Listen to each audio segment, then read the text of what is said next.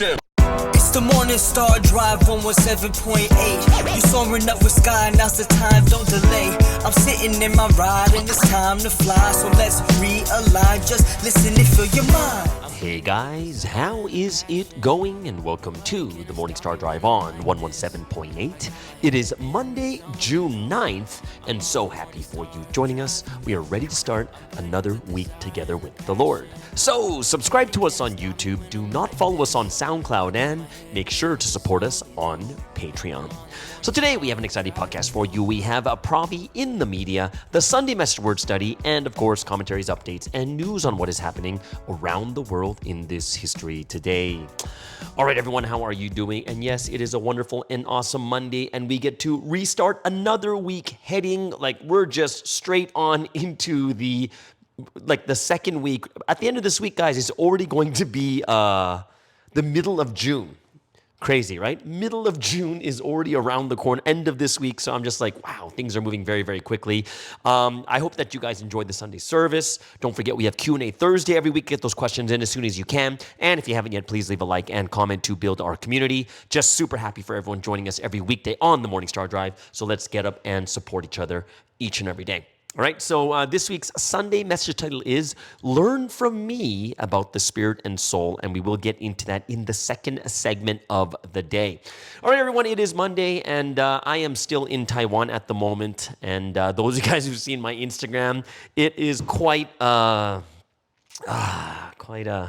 hectic time for me. You guys, as you can see in my Instagram, I am using crutches now. Yes, I was here for a volleyball tournament, but I am so bummed out right now because volleyball event, just kind of give you the synopsis of it. Our team did well. We ended up in third place. The winning team was so good. They had one guy. He's 6'6", 6'7". I believe he's a national team member or something. He was just crushing it. He was so good. So this guy was awesome, right? And this guy's the reason why they were doing so well. But they finished first, and they were crushing everyone. And we played them in the semifinals, and we lost to them 30 to all the games are to 30, and we lost to them 30 to what was it? 30 to 24 or something like that, right? And of course, we played for the third, fourth, and we won pretty easily. But the final game ended so fast because that team with a national player, they won 30 to 14. So technically speaking, we were the strongest team. We were the strongest team that they played. And at one point, we were tied at 18-18. That's how close it really was. So very, very cool, very awesome game. Great. I love the way how Taiwan does their volleyball tournaments. Everything ends really early, well before 6 p.m. A lot of people have to go back to their cities and such, which some of them you have to drive 4 hours, right? So it was kind of cool just to see a lot of old faces and new faces too. But for those guys who don't know about me is, dude, in the first game, 10 points into the game, it's nothing, no jumping, nothing else. I just take a step back. I'm moving to go get the ball. And when I planted my foot, I hear a pop, it was so loud to me. I was like, oh my gosh. And I just dropped to the ground, and it was just pain. And first thought to me was, oh, my Achilles is gone. Definitely my Achilles. It's my Achilles for sure. Because this is my left foot, but I've torn my right Achilles before. This is my left one, and I'm just like, oh no, I'm done. I'm done. This is I'm done. This is, I heard the pop, everything else, and I was just like, this is crazy. I 10 points in, first game, it wasn't even stepping wrong. And heard it pop, ambulance came, took me to the hospital, everything else. And they didn't have an ultrasound machine to check the muscle or the tendons. But for sure they said, this is the good news. I don't know what it is for you guys, but whenever I heard the pop, it was loud in my mind. I can feel it, drop to the ground, couldn't put any pressure onto my leg, right? And people were saying they're praying for me. And in the end, thank God, They said number 1 is no bone damage. Number 2 is, what was the other one? And they said number 2 is, it's not my Achilles. Thank God. I thought it was. But they checked the Achilles. They said, does it hurt? I was like, nope. And they're like, okay, can you move your foot? And, even right now, I can move my foot. Like, without an Achilles, you can't move your foot in that way. So if there is an Achilles injury, I'm going to check it later, but it would be like a partial tear, not a full one. So that's the good news, right? The second thing that I need to understand, and they said most likely I tore my muscle, like a muscle tear, like my calf muscle or something along that line. Right now, I mean, like it's been basically 24 hours since I've got the injury.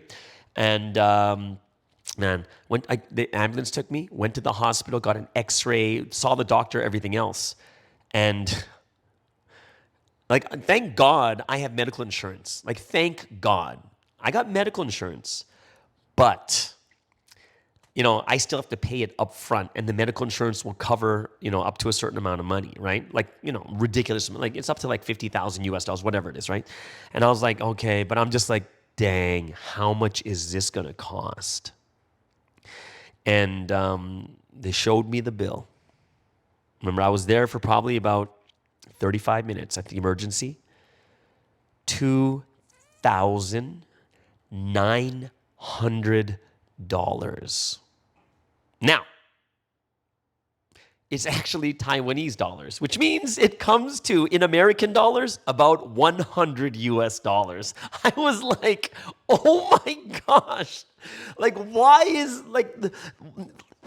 the rest of the world so cheap with their medical? Like everything, the medical is so cheap in the rest of the world. But I'm just like going, how the heck? I rode an ambulance, went straight into the hospital. Doctor saw me right away, gave me an x-ray, everything else, and 100 US dollars. Tell me, guys, there's something wrong with like the American like medical system, because that was so cheap.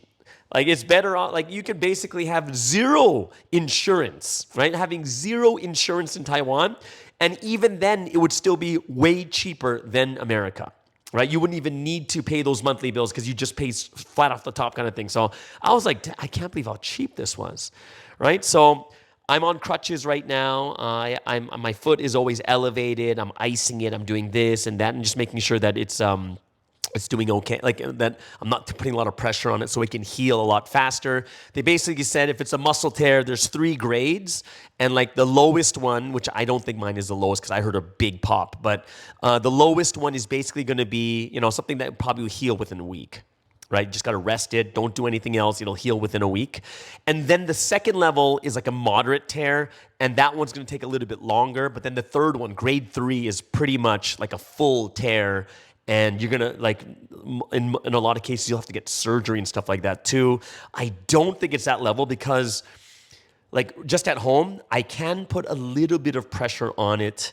But ultimately, I got to go get an ultrasound just to see how bad the tear actually is. And, that's one of the scariest things is going to the hospital, getting the checkup, and then them telling you, like, the bad news kind of thing. So, and I'm going to tell you this, I think this is kind of a natural thing because, as people in Providence, we're always looking at the things that happen in our life and we're trying to figure out what God is saying to us or what God wants to tell us or what we should realize through it. And honestly, I do get sick of it when people say, what did you realize? What did you realize, right? And I do get sick of it, but I do understand that that's something that's a very personal thing that we do have to think about, right? And I'm just going to be honest with you guys because I'm like, what the heck is going on? First thing you think about is, oh, I'm being judged. What are the sins that I have? And in my head, I was like going, you know what? Things, the way that you think, even if it's a negative thing, like let's just say that we got judged. Like I got judged. Let's just say that, right? Like I don't think it's like there's always a good and bad way to look at things, right? You could look at it in a very negative way and you get depressed and you feel, oh, God doesn't love me or whatever it is. And some people want to just quit or whatever it is, right? Like there's a very negative way of looking at it, but there's also a very positive way of looking at things, right? There is a positive way to see something like, because it's not like there's zero possibility that it's judgment. Right? There's always a possibility it could be judgment. It's not something that we can just say, no, it's totally out of the... No. There is always a possibility. So even looking at that, I'm just like, yeah, so it's not really, I'm like, okay, that's fine. But if we look at it in a healthy manner, what would be a healthy manner is, hey, God, what do you want to say to me? And God, what would you like me to fix? What is something that I really need to do? Right? What do I need to clean? Is it a sin that I haven't taken care of? Is it this or that? God, what's the next step that I need to take so that I can come back to you kind of thing, right? So I can be restored. Like there's a very healthy way of doing things, right? And then there's the unhealthy way of like, oh my gosh, like, oh God, oh, it's because of this, oh, it's because, and then you kind of spiral into into depression or some like super negative thinking and stuff, right? So at first I was like, I thought worst case scenario, it's my Achilles and this and that. And, when I looked at it, it wasn't like it was abnormal. Like it wasn't out of the blue. Like I'll tell you what the situation behind it was. I'm going to tell you why I was a little bit like frustrated before the game too. I'm going to be very honest with you. I was frustrated for like the last hour before the game because, and this is something that I would say is good for people to know who are traveling to other countries. Like they've never been there before. It's their first time, whatever it is, right? And I would say this is something that we should all be thinking about and understanding really well, all right? So what happened is the games start from 9 a.m., I believe, or 8 a.m., 8 or 9 a.m. I think I think it starts from 9 a.m.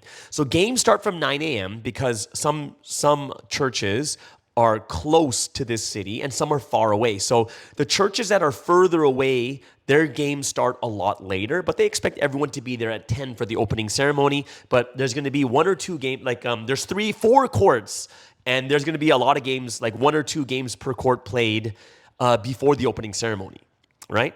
So if the games start at 9 and then opening ceremony is at 10, and then, after that from 10:30, 10:45, then everything starts from after that. Like all the major games start after that, right? So for me if you're in a foreign country for the very first time, and if you're attending an event, and especially as someone who's an athlete or a sports person, one of the biggest things that really matters to me is that that people are comfortable. Now, if you're comfortable, you can play your best in sports. Comfortable not meaning lazy or lackadaisical and just moping around. No. Comfortable means more in your mentality and your mindset, which means that if you're in a new country and you've never seen, you're in a new country and there's lots of people, you're in foreign environment, the language, everything else like this, then for me I'd be like, hey, come on, we're visiting from Korea. Let's go early. Let's at least get there by 9 a.m. so that we can watch the games, take in the atmosphere, calm ourselves down, and really do things properly, right? Warm up and everything else. And for me, and it was interesting because I'm not there together with them. And they all decide, they're living in the same city as where the tournament's being held. And I think it's a good maybe 20, 25 minutes away, 30 minutes away, maybe 20 minutes away by car. And they decided to leave the hotel at 9 a.m. And I was like, And the situation is, it's 9 a.m., there is no one from Taiwan together with them. All they have is the address and taxis. So it's not even a member or someone else driving them. There's 3 cars with 4 in each, and it's basically the entire volleyball team that are coming at that time. And for me I'd be like, that's way too uncomfortable. Number one is you don't have a local with you. You might get lost. The taxi might drop you off somewhere else. There's so many things that can happen, right? So many things. So I'm just like, so even the night before, I'm calling people like, hey guys, anybody want to come early? I have a car. I can pick up 4 of you guys. Come early. And, it's their first time. They want to have fun, get rest. And I understand this. That's why I wasn't pressing. I was like, yeah, if you guys want to come early, I can pick you guys up and go. And they're like, no, we're all going to take the taxi together. Whatever it was, right? So I'm just like, all right. And lo and behold, what happens? Only one taxi makes it. And the other 2 taxis drop them off somewhere else, on the other side of campus. And they can't read Chinese. They don't speak Chinese. They can't find the gym. Now, what time did we finally arrive at the gym? With And the 2 cars that didn't make it were all volleyball members. Basically, I'm the only one there. I had to go out and search for them on campus. And for me, it was so frustrating because one team I met, the other team split up into 2. Like, I'm like, why would you split up your group when no one here is like a person that's been to Taiwan? Like, they don't know the area, right? So we meet 2 of them, and then the other 2 we're waiting for, kind of thing, right? We didn't get to the gym till like 10:15. Remember, opening ceremony is at 10. 10:15. We get in the gym, right away go into the opening ceremony. Opening ceremony started a little bit late too, so it wasn't like we missed anything. But it started late, and we came in late, and our first game was supposed to be 11:10. The opening ceremony started around 10:20. Okay, so we got there, changed our clothes. By the time we got down, we're going to the opening ceremony. Opening ceremony stops at like close to 11 a.m., which means 10 minutes before the game, right? I think it was even later than, like maybe it was after 11.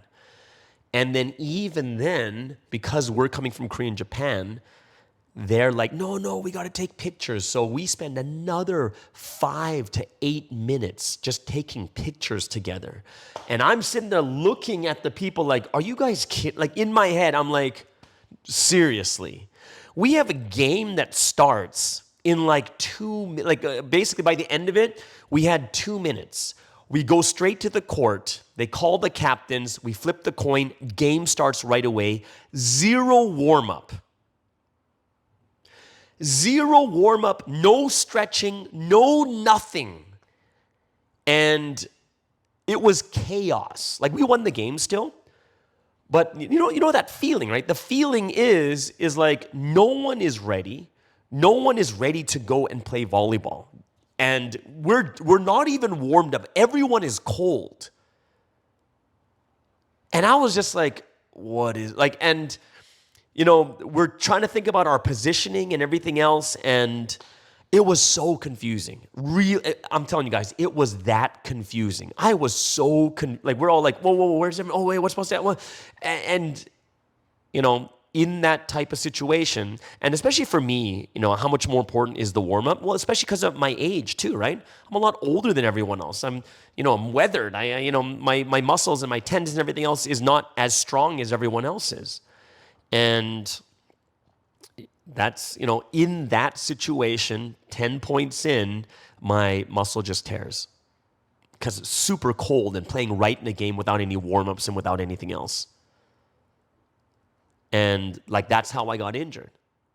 And for me is like, I'm going to be like, right after my injury, of course, like even during the game, like, remember I told you guys that we're so late that like everything finished so late that by the time we got to the game, we were so unorganized. It was so chaotic. No warm-up, 0 warm-up and everything else, right? And I was frustrated beforehand. I'm like obviously the number one thing is not like, oh, it's win or nothing else. It's not like that. It's not like, oh, we have to win. Oh, I'm so serious. No, it's nothing to do with that. It's just that what I look at is, as for guys, right? When I look at guys are competitive just by nature. We're just competitive by nature, and we come to do certain things for a reason, right? So, there's a reason why we're there, which is for this competition also. And of course, it's to to have a, not vacation, but we get to see all of Taiwan. People have never been there before. All these things. But we trained specifically for volleyball. We trained for because we want to show up well. We are from Korea and Taiwan and Japan, Korea and Japan, first time showing up as an international event, everything else. And that's, we're not there to show up and just be like, oh, we're terrible, or, we're unorganized, or this or that. Like, it was embarrassing. It was so embarrassing that first game. I was so shocked. I was like, what is going, and I couldn't help it. Like, but I'll tell you this. Even though I was frustrated and everything else, like right before, But for me, one of the things I do know is that in order for people to play well, we have to be comfortable. So for me, when the game starts, I know it's just a game too. I'm all smiles. I'm like, hey, don't worry about it. Hey, it's okay. We're warming up. We're warming up. We need the first 10 to 15, 20 points just to warm up kind of thing, right? So all smiles, all laughs, and everyone is just supporting each other really well. It was great. It was great atmosphere and everything else, even though it was so chaotic and stuff. And I can't imagine how much more chaotic it was, because it was more chaotic because I'm the main setter and we've been practicing me as a setter, and then you put in a new setter and it's way different. Like, you have to match well with the setter that you have. So it was like really hard for the kids. Do you remember all the kids most of the kids there from Korea are like 19 to 22. 1922, 1923, and I know that they can't. It's hard to adjust very, very quickly, but I'm so thankful that they did well, and they won the game, and then they won all 3 games in their pool, which means they came first in their pool. They went straight to the quarterfinals. They lost to the winning team with the national player, the guy who's like 6'6", 6'7", right? So even for me, I was just like, I was really happy about it and stuff, but of course, for me, what kind of realization was I having? And it was kind of like how Sunsteam talks about sports is life, right? And I would say, like, one of the biggest things that you can see in real life in that moment, because, we're all, you get to see the exact result of what is happening, right? And because we were not warmed up, because we were not prepared, what happened?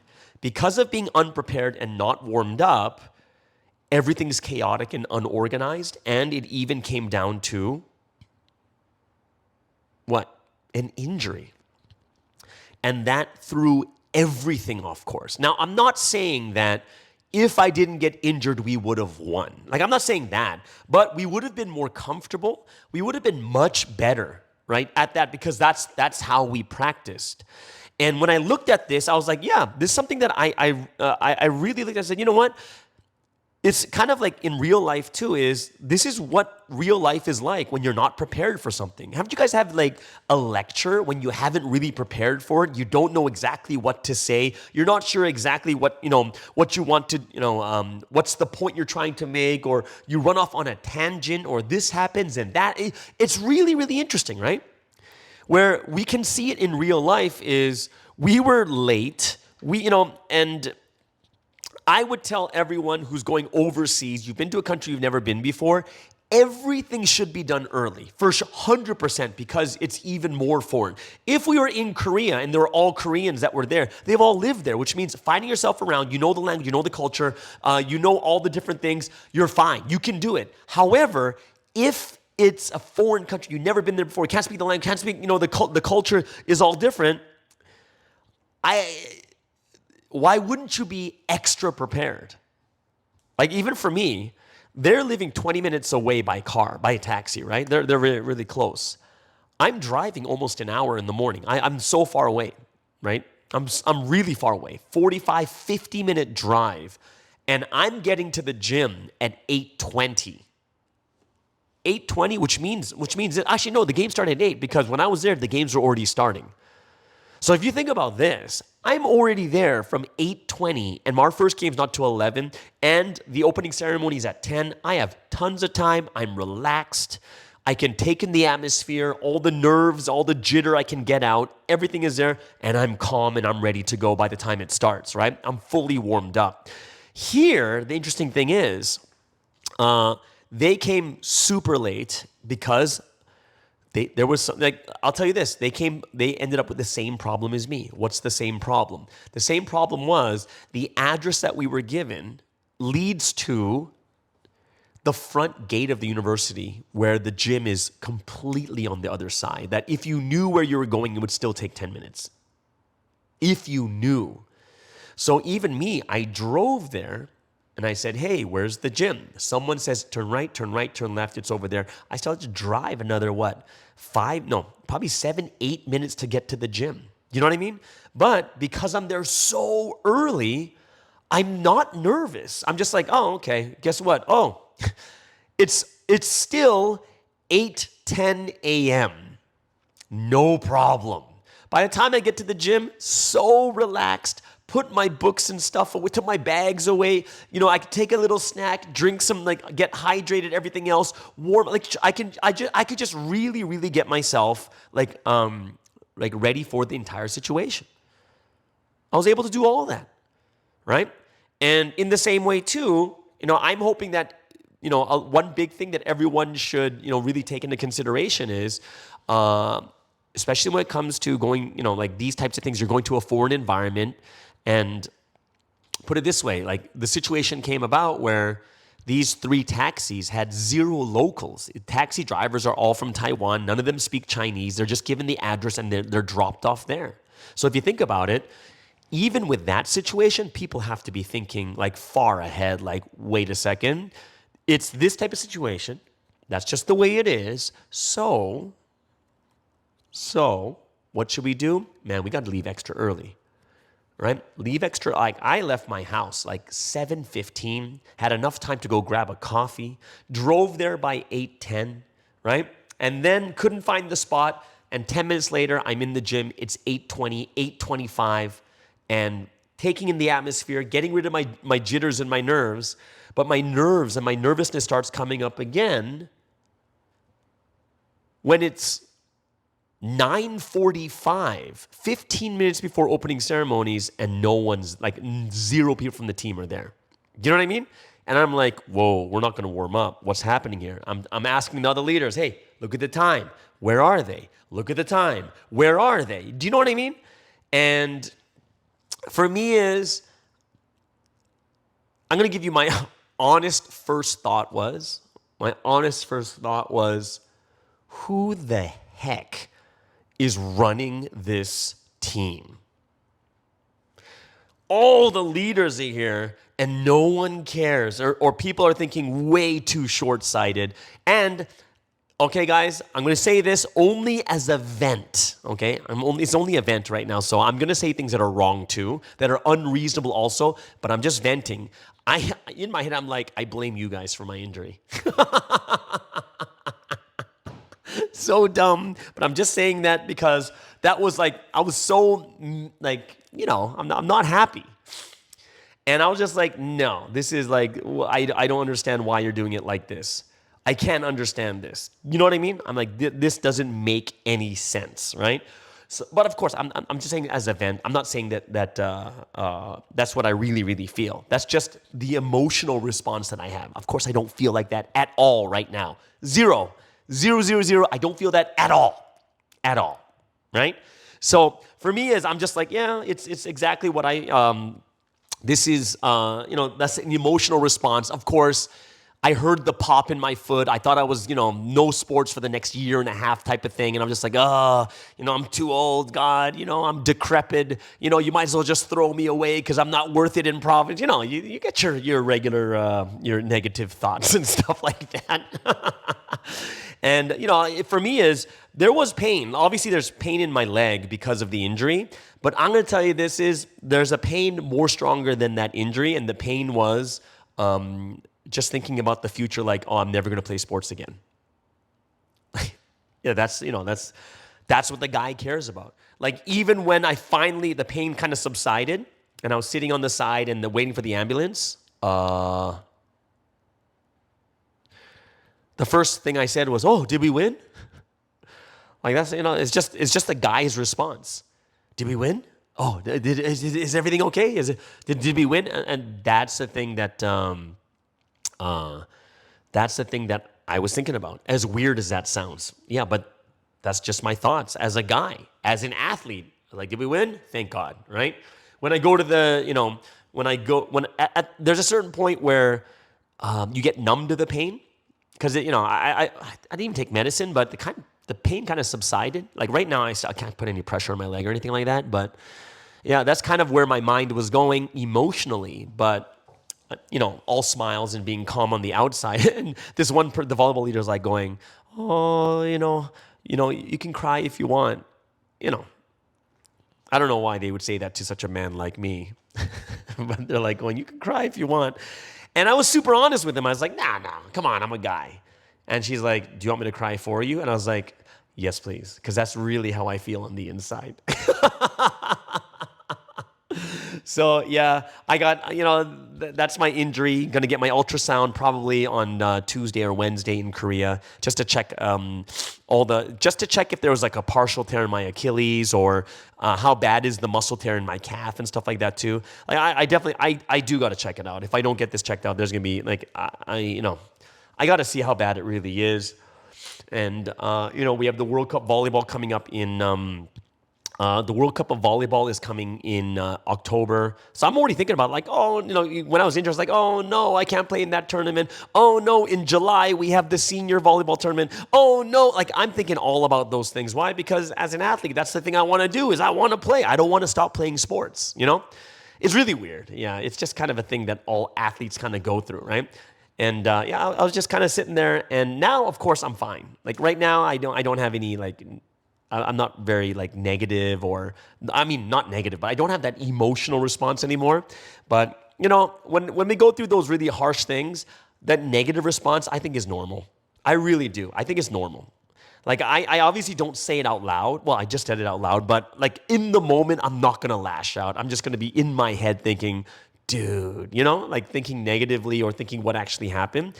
However, I would say that I think it's a good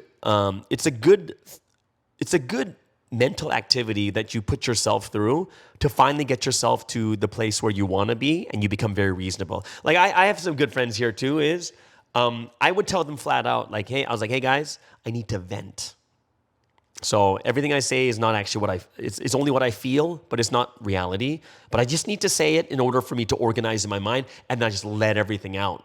And then I listen to myself like, ooh, that was a little bit strong, or that's a bit harsh. But I'm just saying to someone that they understand that I'm venting. I do it with you guys sometimes too. I do vent, right? I do vent. I'll vent and say, why is there International Women's Day? I know. You guys need to know that I vent every once in a while. But I think sometimes it's good to vent, and sometimes it's good to vent to people. It's good to vent to people you really trust, and I think it's also good to vent to God, right? God understands our heart. God knows exactly what we're going through, right? And I hope it's something that we can really. I hope it's something that we can really understand about each other too, is when you do talk to someone and they're going through something really harsh or something just happened, I think we do need to recognize that sometimes we're going to have that emotional response. And it's just what you feel at that moment in a very emotional state, which is completely different than when you're back to reasoning, right? When you're back to you come back to your senses. And I think good friends will be able to understand that. Because I know sometimes we will listen to someone vent, and then we'll start, it's like, oh my gosh, this person's nuts, or wow, this person's not thinking straight, or whatever it is. But technically speaking, that's true. You're not thinking straight, right? So that is something that I do think understanding ourselves and what we think or what we say in those situations, we can understand each other better too. Either way. All right. So that was my weekend. Yeah. I'm still pretty bummed out because I'm injured. Injuries are also always the worst. I can't wait till this heals up. And it's going to heal. It's going to heal. And the only thing left for me to do is to really,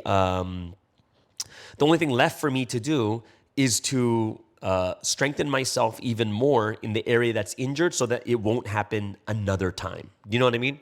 So I'm not going to rush myself back into playing sports again. I want to get fully healed before I can, start playing sports again, stuff like that too. Either way.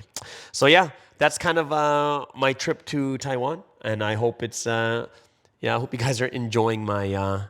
Well, there is one thing I did really enjoy is after Sunday service, I was at this big church in Taoyuan, which is where the airport is, and after service, I have to put my leg up. Right? Because, it has to be elevated. So it's really weird for me sitting in service with my legs out, on the bench. It's really, really weird, right? And I feel so rude. So, after, maybe 3/4 through the service, I was like, I go to the bathroom. So I went to the bathroom. I'm on crutches, right? But I didn't come back in because I was like, ugh, I don't want to. It's just distracting to see someone in crutches coming back in. So I just stayed outside, and then after that, it was just straight up me and the kids. The Milky Ways were there and just having fun. That was therapeutic for me. really, really therapeutic. So I was really happy about that. Either way. So yeah, that is segment number 1. I hope you guys were okay with my venting and my ranting, but also knowing that I'm much more calmer now and, I'm thinking reasonably at this moment and rational. But yeah, before we get into the Sunday Message Word Study, let's move into the first music break of the day.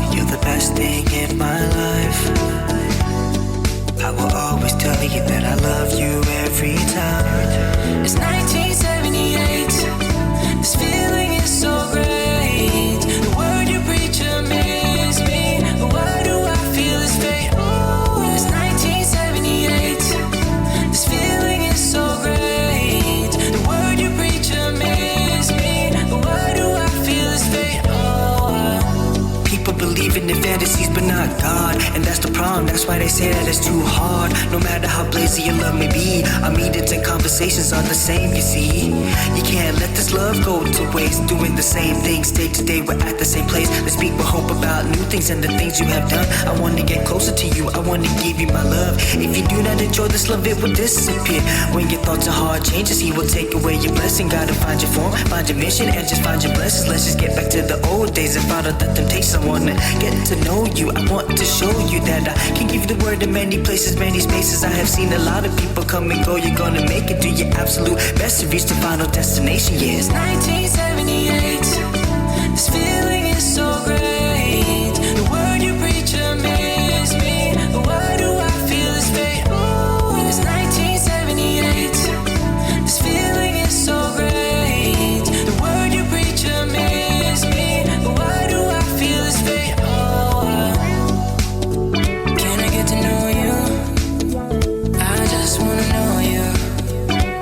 To know you, I just wanna know you. Can I get to know you? I just wanna know you. Can I get to know you? I just wanna know you.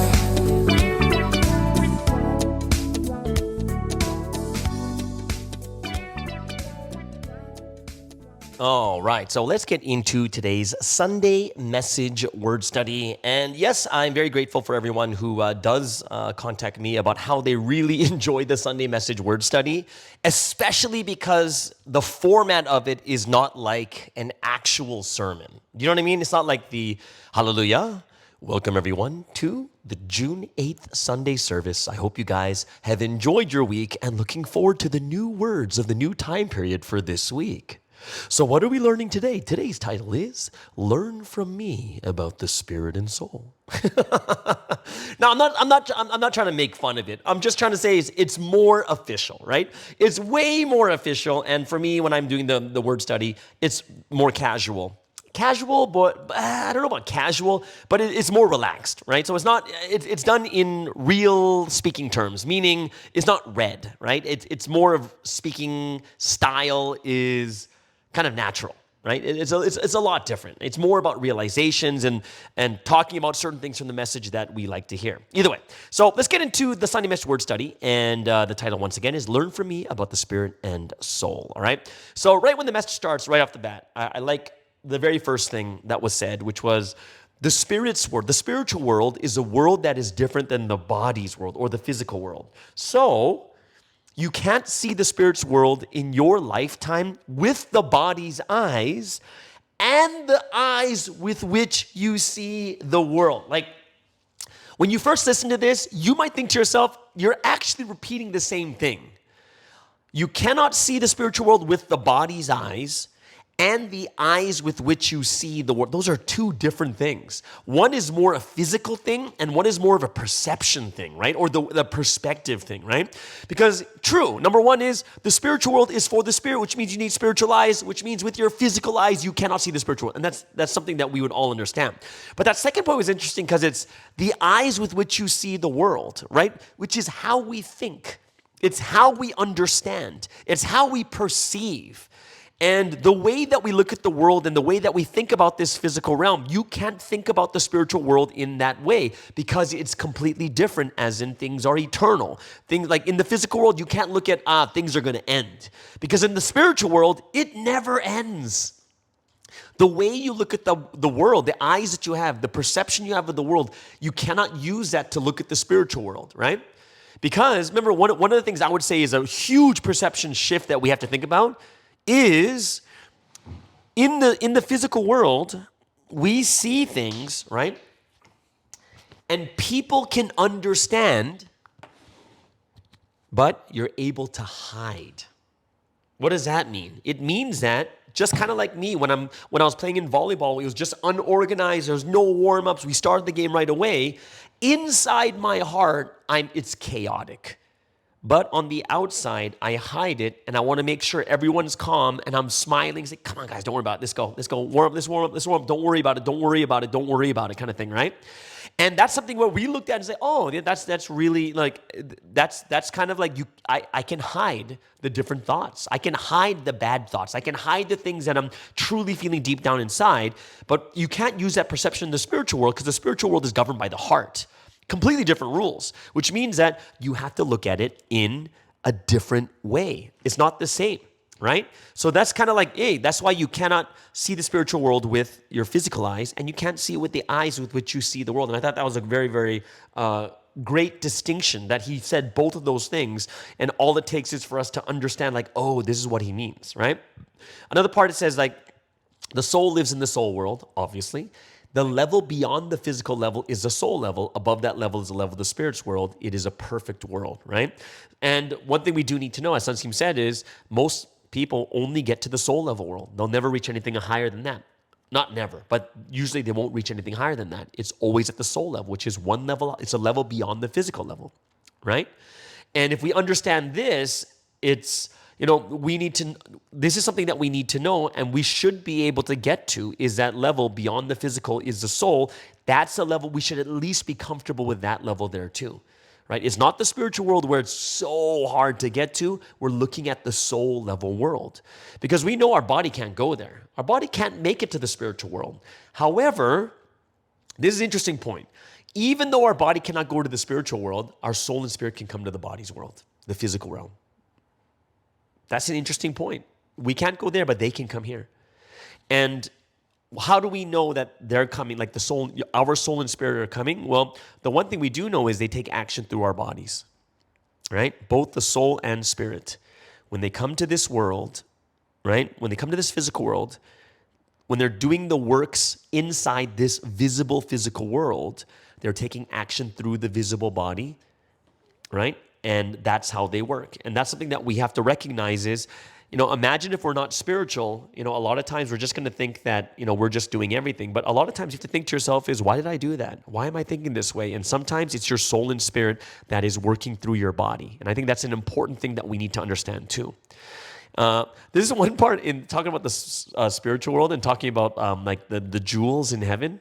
Like it's intricately carved. They cannot compare to the jewels of the world. The jewels in the world are so small, but and they don't even shine that much. But in the spiritual world, they shine so brightly, and they're huge, like soccer balls or whatever it is, right? Now, this is why this is so interesting to me, and this is why something that I think it's one of the things that we don't think about is sometimes when we become way too spiritual, we kind of, what's the word? We put down the things that are actually important, all right? So, a lot of times we're going to be like, oh, you know what? I don't need to be rich in this world. Oh, money is nothing to me. This is this and this. Oh, jewels, come on. Oh, like what? Why are jewels so valuable? They're just physical. They're just sparkly, and they're not even that big, right? But just the fact that when you go to heaven, there are jewels, and the size matters. And the sparkling and shine actually matter in the spiritual realm too. It shows how great or how amazing something is. Remember, the physical world is a reflection. It is a shadow of the spiritual world, which means that you can't look down on jewels here too.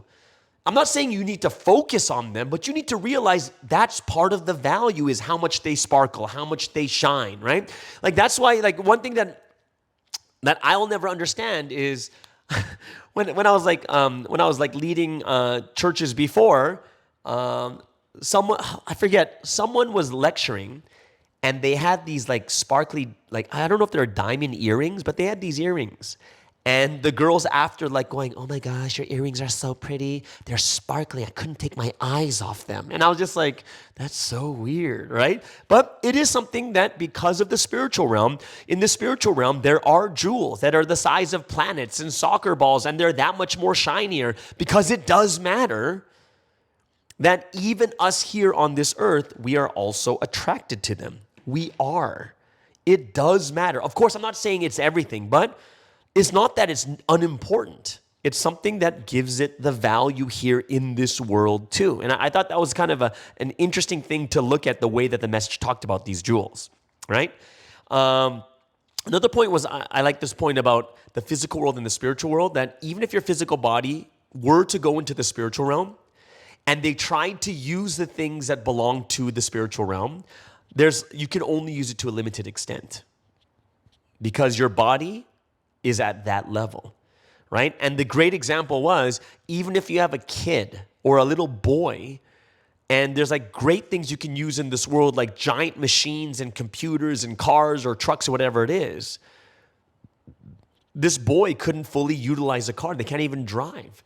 This boy couldn't fully utilize like these big computers because they don't know how to work it. The boy's immature, and that's what the body is like in the spiritual realm, which means that if you become too physical, even if you go to the spiritual realm, you can't do anything anyways. You have to become spiritual and utilize the spirit and utilize the soul, right? Because the soul understands the soul world. The spirit understands the spiritual world. And how we can how we can use that realm really well is we too must use that realm well. We got to use it well, right? How? By learning about it. This is why, think about the message today. What's the message about? Learn from me about the spirit and the soul. That's why we're learning this. We need to learn about these things, right? For instance, some parts of the message were telling us the difference. Like physical things are ever changing. They fly away, they disappear when the wind blows, overturns, and things are destroyed within minutes by earthquakes and by fires and drought and all these other different things. Even water evaporates and vanishes. Creation, animals, and even people fall ill and die, existing only for a moment before fading away in vain. And this is one of the biggest concepts, that all religions teach is your life is it's a mist. It's here and then gone tomorrow. It's a very deep and powerful concept. And we need to realize, and here's the interesting part is, we're not going to even realize it until we get older to understand how finite we really are. We are that finite. And it's going to take some time for us to reach that level, right? Understand how we should be living, right? Like if we understand how truly finite our life is, then we're going to change the way we are, right? The way that we live our lives, or the things that we sacrifice for this history. Like, what does that mean? And, this is speaking from, I've been in Providence for 26, 27 years. How many people have left Providence because of other things? Like they want to get more money. They want someone of the opposite sex, and they want this and they want that. And there's a lot of different things that are out there that people want. But if we don't realize deeply about this infinite world and how infinitely we'll live after living here on this earth, then we'll start to sacrifice things for the future eternal life. Do you know what I mean? We're going to sacrifice eternal things for something temporary, which is very, very interesting, right? Like I would say there's very, very few cases where it's worth to sacrifice. I would say very few cases, but there are some things that we need to understand. Like, I'll give you an example. The example would be, what if you're in a situation where you can't hold on and you don't think you can make it to the end? So it's better for you to go into a different situation or circumstance, right? Or to change your mission or something along that line. I think that's perfectly reasonable, because in the end, you want to make it to the end. You don't want to be in a position where, even if you're doing the greatest or best work, or you're in a mission or something else like that is that meaningful, but if you can't make it to the end, what's the point? It's better to make it to the end in a medium way than going to the highest level. And you know who I'm talking about right now is you're making it to this high mission. You're doing the greatest of the Lord's work, but you don't make it to the end. What's the point? Right? And this is why the greatest thing that we can do to enter the kingdom of heaven, of course, we have to listen to the word through the one that has been sent. Right? We have to obey the words. Of course, we're believing in God, believing in the one that is sent, obviously, right? And do things according to his will, right? That's the big thing. We have to listen, believe, and take action. Those are the three things. And that's rapture too. That's salvation. That's resurrection. Believe in the one that God, obviously you believe in God, but believe in the one that God has sent. Listen to the words, put them into action. Boom. That's the way we should live, right? And here we are living this momentary, temporary life right now. And of course, we're living in the bodies right now. So this is our only reality. And it's very hard for us to think about the future. But we have to live righteously according to God's will. And the sins that we have, we got to repent, clean ourselves, and live a life according to God's will and purpose. Like that's the thing we need to do, right? And, I was thinking about, when we live to clean ourselves, there's a couple things that we need to really understand about ourselves too is, when you're young and when you're immature, what do? You have to always call your dad and your mom, and they take care of everything for you. But eventually, when you get mature, what happens? When you're mature people will have to look at the full situation, take care of things on their own first, set the conditions or whatever we need to do, and then, right? And then, you come before the Lord, and you're like, all right, this is what happened. I've done this, I've done this, I've done this. Why? Because I'm truly repentant, and now I'm asking for your forgiveness, which means you don't have to set any conditions for me. This is what I've done, and this is what I want to do for the future, kind of thing. You know what I mean? And I think there's a difference between those that the mature and the immature, right? And I think we need to become more and more mature, where we reach that level where you understand what happened, you need to repent. You need to set the conditions, and then you come before and say, I'm serious about this. I've done this, right? Imagine this. I have sinned so badly, but guess what? I wanted to do it. I've cut everything off, and now I've evangelized 10 people. That's my condition. That's crazy, right? I would say that's how can God not be like, oh, okay, this person's really sorry, this person's repented, they're bringing themselves to the next level or whatever it is, right? So it is something that I think that we have to understand really well also. In the message it says, Oh, I like this part. When your body falls asleep, your soul goes to and is active in the soul's world. If you close your eyes and your body falls asleep, your physical nature cannot function. So your soul becomes active. So it shows you that one of the reasons why your soul cannot be as active is because of your physical nature. What is your physical nature? The desire to eat, the desire to eat, the desire to sleep, the desire to survive, the desire to, go to the opposite side. Like these are all physical nature things. But once you're sleeping, the physical nature dies off because you're in sleep mode. And this is when your soul actually is working. And this is one of the things that we have to understand is if we want to work really, really strong, one of the things that matters is your physical nature that strong or not, right? And it's something that we have to really look at is how strong is my physical nature right now? So, looking at the soul, and one of the things that the message said, looking at your soul clearly and realistically, right? You want to see your soul like you actually see a body. Like it's basically reality. Number one is what we're doing now is you got to learn. Number two is, what the message said also, righteous deeds. Number three, pray deeply. And pray at the right time. Number four is, you must be intelligent. And intelligent, I think, is not just something that you're born with, or else if you're born without any intelligence, then I think, well, technically speaking, I think most people are born without any intelligence anyways. And from there on, you're building intelligence, right? So it's something you make more than you're born with, right? Some people may be born with other characteristics that allow them to become more quickly intelligent, but everyone can be intelligent, right? And number five, your heart must be pure by you being clean. And last is, it's like a mirror. Only when it's clean can you see objects clearly, right? That's how you see your soul, right? And this one I thought was very interesting. It says, at times, a soul will engage in soul-level sexual love with another person it likes during waking times too. Souls engage in real acts. Only the one doing it knows. When you ask the other person about it, they have no idea that their soul did something. Sometimes revelations are given to you symbolically as parables, and sometimes what is shown is real. That is interesting, right? Like I've never thought about that your soul can do actually real acts. And sometimes your soul is engaging in these sexual acts with another soul. That's crazy to me, isn't it? This other part was when Sunsi went to the soul world. This part I thought was pretty incredible too. He sees Providence people, and there are those souls that recognize Sunsi and those that don't, right? Some interact with him, some just walk by, right? And he says that's all determined by how you live your life right now, how you live your life of faith. Some people are living that way in their faith, and that's why he sees them like that in the soul world. Some people, right, will welcome him joyfully and talk to him and recognize him. They know him correctly, right? And, but then he said, there's some souls that see me, recognize me, and all they'll do is, that's Sansang name. But they only know his name, that's it.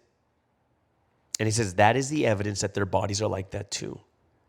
And that's why Sansang says, I can tell by looking at the souls. If they know me, they will greet me and treat me with joy. Right? People behave mostly like they do during waking times. So when he meets the soul of a body who is close to him in the soul world, they are close with him there. A body who has deep faith treats me, Sansang, with gladness in the soul world too.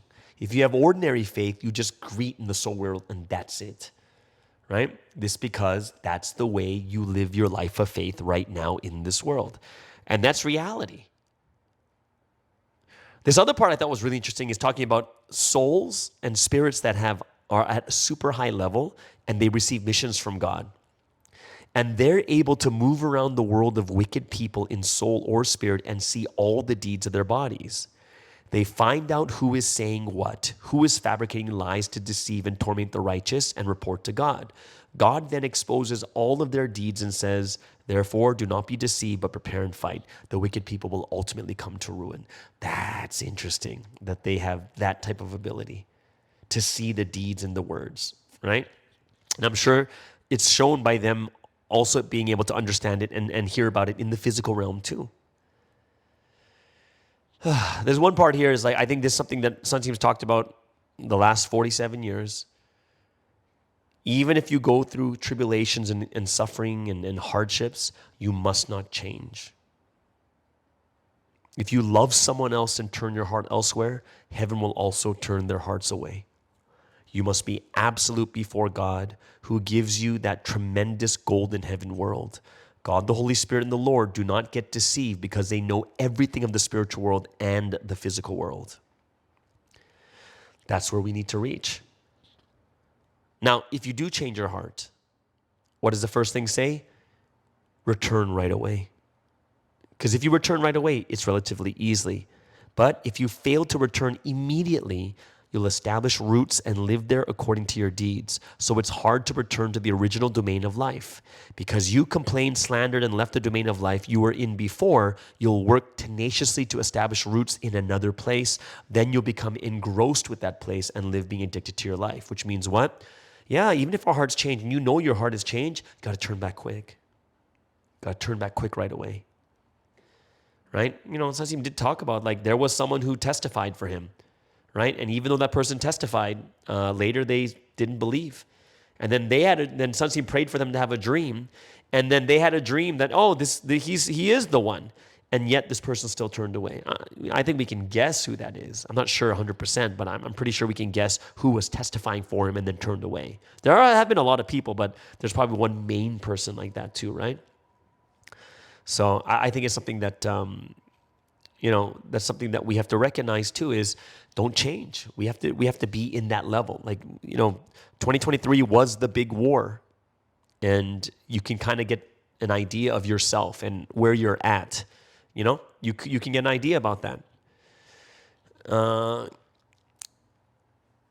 Near the end of the message, well, it was near the end or somewhere in the middle. It's talking about if you ever get to see the Holy Trinity. Like, they're like, it's almost impossible to. But if you've really seen, then you definitely must not change. Definitely. Right? Because that means it's about whether you realize the value or not. Right? The person who has seen has to value it, rejoice more, and be thankful. At one point, I'm just like, oh, thank God I haven't seen the Holy, like you kind of think just like, oh my gosh. But reality is, you want to see them. Right? You can't be thinking in a way that is like, oh my gosh, if you leave, are you really thinking about leaving? You're not thinking about leaving anyways, right? You should want to see them, right? It's just, it's so interesting how our thoughts are at times.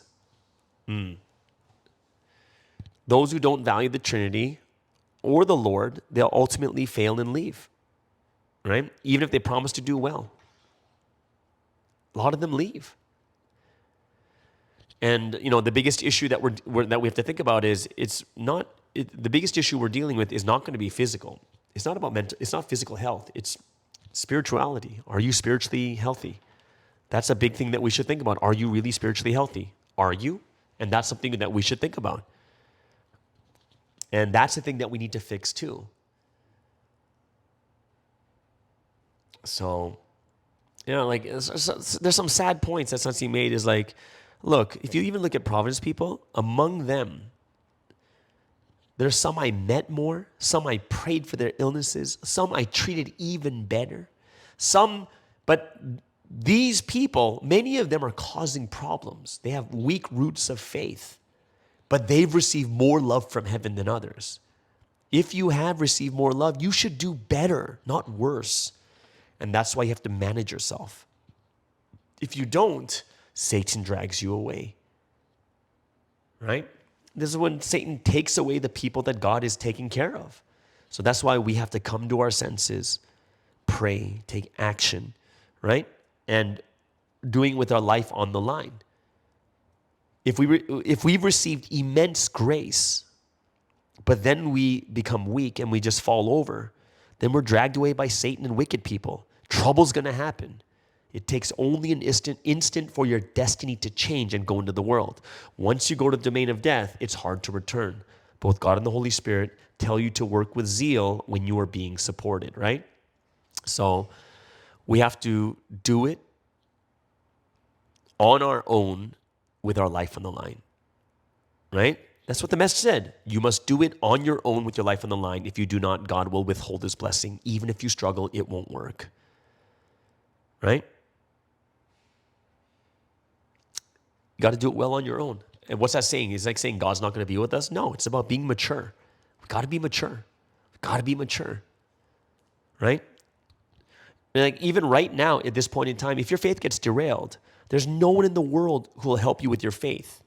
If you don't do things correctly, even though you have matured, you'll be cast out into the darkness from God and the Holy Spirit. They'll let you realize by making you suffer. They'll let you weep sorrowfully and gnash your teeth. They will let you realize from the suffering, but will not permit you a path for return. Poof. Poof. Right? I think the last part was all about testimony, right? Testifying. We got to testify. We have to testify with the correct knowledge to become true brides. And we are all Providence people are witnesses. We've witnessed something, right? Whether it's in our own life or at a Providence level, at a church level. You know, and there's a lot of people who used to have great faith that felt left out. And it's because they felt they weren't helped during those difficult times. And they stopped believing and they changed forever. Right? So, you know, we are all people who should testify. And testify about the worldwide things that God, the Holy Spirit, the Holy Son, and Jesus did. Right? Testify what Sunseam did for the last 47 years. And Sunseam went through a bunch of the different things. Right? So, yeah, there's so many things we could testify about Sunseam, and he put the points down. So God did the work that should be done through the man of mission, and that time is right now. It's the time. Now is the time. All prophecies of the Bible have been fulfilled, right? All. Fulfilled everything. Now the Holy Spirit has come. Like the way it was said is everything was fulfilled through the Holy Son and Jesus, and then they left, and now the Holy Spirit has come and is taking action. All the big works have been done, like Warmingdong, and now it's just about maintaining. So I hope that we can all really manage ourselves well, manage each other, evangelize, teach well. And, one thing Sunseam said, if everyone does not evangelize, it'll be a big problem. The future generations will be cut off. Don't you see that elementary schools, high schools, junior highs, and colleges keep disappearing because there are no future generations? And Sunseam was talking about the birth rate in Korea. They're disappearing because there's not enough children. And you can kind of see the correlation. Like, I think that's why I was kind of saying that it looks like a judgment. Why because there's not enough evangelism, the birth rate, the spiritual birth is not happening, so the physical birth is getting lower and lower. And that's why Sunseam is like, evangelize. The time has come. Evangelize greatly. Just as Sunseam did in the early times. If you do, it works. Right? So, and Sunseam is like, yeah, when testifying, receive my testimony and then testify. Right? Receive his testimony, then testify. So I hope that all of us can evangelize the chosen people in your individual domains. And that's a big thing. Not just anyone, the chosen people. Okay? So there it is, guys. That is the Sunday Message Word Study. And I hope that's something that you guys gained a lot from. If you have any questions or anything else, please put it in the comments below. And without further ado, before we get into Provi the Media, let's move into the final music break of the day.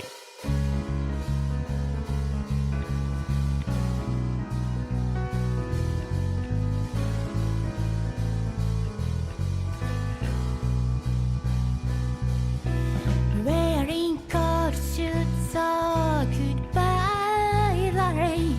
Where are my feet going? I wonder. I lost sight on the path I should take in my life, even in my heart. The winds and rains are blowing. We are just small human beings. I never to foresee everything, but as long as we walk, the road goes on forever. So let's find the path that leads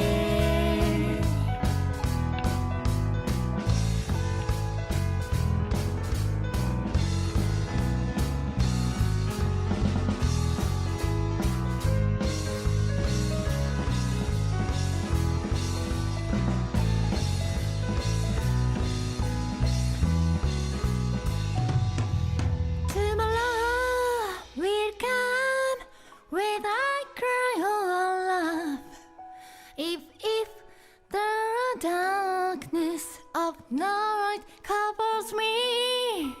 The sun is always there, unchanging. If it cannot be seen, it will always shine on you.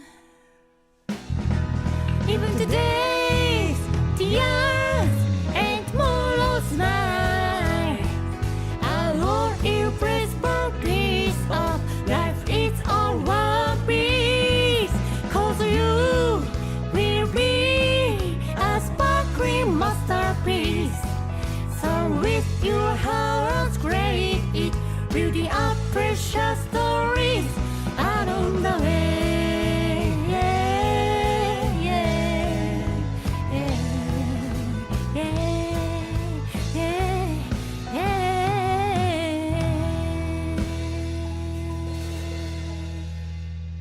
Okay, so that let's move into the final segment for today, which is Provi in the media. And it is kind of a break time right now because the next trial is not till July 1st, I believe. So there's still another 2 weeks before Sunseam. And it's, well-deserved break that Sunseam has right now for over a month. Just a little bit over a month, he's able to take a break from these trials and such, and hope that we can continue to pray for him and make sure that we can, if anything, I think the greatest thing we can do right now is not writing letters, is actually evangelism. Like, that's the thing we got to do, and I hope it's something that we can really get ourselves to do well too. Okay. Either way, that is the